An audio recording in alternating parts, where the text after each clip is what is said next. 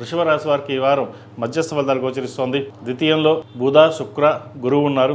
ద్వితీయ పంచమాధిపతి అయిన బుధుడు ద్వితీయ స్థానంలో ఉన్నారు. అదేవిధంగా అష్టమ లాభాధిపతి అయిన గురువు ద్వితీయంలో, రాశ్యాధిపతి షష్టమాధిపతి అయిన శుక్రుడు ద్వితీయంలో ఉన్నారు. మీ వాక్చాతుర్యంతో 10 మందిని మెప్పించగలుగుతారు.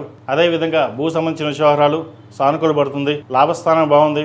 అయితే ఖర్చులు కూడా అధికంగానే ఉంటాయి. డబ్బులు వస్తాయి, ఖర్చు అయిపోతూ ఉంటాయి. రూపాయి ఇంక్రిమెంట్ వచ్చిందనుకుంటాం, మళ్ళీ ఖర్చు అయిపోతూ ఉంటుంది. అయితే అది మంచి ఖర్చుగా ఖర్చు పెడతారు. ఏదైనా సరే కుటుంబం కోసం చేసే ప్రయత్నాలు, వాళ్ళ కోసం చేసే ఖర్చులు ఏవైతే ఉన్నాయో అవి మనం చేయాలి కదా, మన బాధ్యతని నిర్వర్తిస్తారు. అదేవిధంగా సంతానం సంబంధించిన విద్యా విషయాలు, ఉద్యోగ విషయాలు సానుకూలంగా ఉంది. మంచి ఉద్యోగం వచ్చే అవకాశం గోచరిస్తోంది. ఈ రాశిలో మించిన విద్యార్థులకు సానుకూలంగా పరిస్థితులు గోచరిస్తుంది. ఎగ్జామ్స్లో బాగా రాసి ఉన్న ఉత్తీర్ణత బాగా వస్తుందని చెప్పి ఒక ఆశిస్తారు. అయితే మధ్యస్థ ఫలితాలు గోచరిస్తుంది. ఏది ఏమైనప్పటికీ చదువు బాగా చదవాలి, పేరు ప్రఖ్యాత తెచ్చుకోవాలన్న సంకల్పం ఎక్కువగా ఉంటుంది.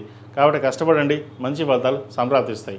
అదేవిధంగా ఈ రాశిలో జన్మించిన స్త్రీలకు మధ్యస్థ ఫలితాలు గోచరిస్తుంది. అనుకున్న పనులు నిదానంగా పూర్తవుతాయి. అయితే వారాంతంలో మంచి శుభవార్తలు వినే అవకాశం గోచరిస్తుంది.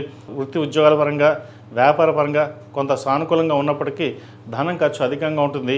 అయితే ఎటువంటి ఇబ్బంది లేని వాతావరణం మటుకి ఈ వారం చక్కగా ఉందని చెప్పచ్చు. దైవానుగ్రహం వల్ల ఒక శుభవార్తను వినే అవకాశం గోచరిస్తోంది.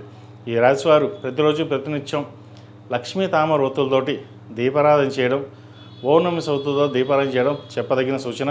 అదేవిధంగా హనుమాన్ చాలీసా, దక్షిణామూర్తి స్తోత్రాన్ని ప్రతినిత్యం పఠించండి లేదా వినండి. మంచి ఫలితాలు సంప్రాప్తిస్తాయి. ఈ రాశిలో జన్మించిన వారికి కలిసి వచ్చే సంఖ్య 6, కలిసి వచ్చే రంగు గ్రీన్. ఏదైనా పని మీద బయటికి వెళ్ళేప్పుడు శుక్రవారం అనగానే మంగళవారానికి వెళ్ళండి. మంచి ఫలితాలు సంప్రాప్తిస్తాయి.